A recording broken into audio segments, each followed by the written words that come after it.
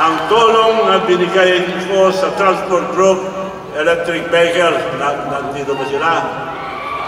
Tuloy-tuloy po yun. Dahil may pangako ko na tutuloy ko pa rin kasi hindi na ako po tatakbo. Tuloy po rin tayo. Bibigay ko rin po. Ang mga transport group, tinanong ko magkano pinakamura. Pumunta sila sa China, Korea. Ang pinakamura na nakita nila, 3 milyon. Kako ipakita ko ang tunay na tulong sa inyo. Ibigay ko lang ng 1.2. Yun ang tunay na tulong. Kaya tutuloy ko po rin po yun. Ang tulong na binigay ko dito sa B-Bank para magkaroon ng bank account para sa masa ay tuloy-tuloy po. Dapat po ito, negosyo, lahat po ng napapadala ng pera ang daming kinikita.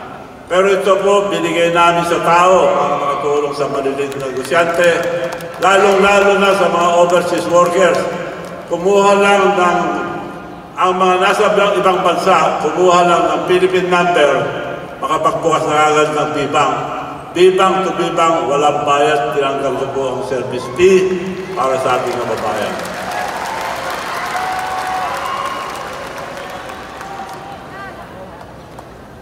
At ang pinangako ko na ipamimigay natin ngayong gabi sa lahat na nandito ngayong gabi sa MUA Arena, tuloy pa rin kako. Last week, kinakancel na wag yung cancelin ituloy. Kaya gusto ko makita yung magic na ginawa ng team.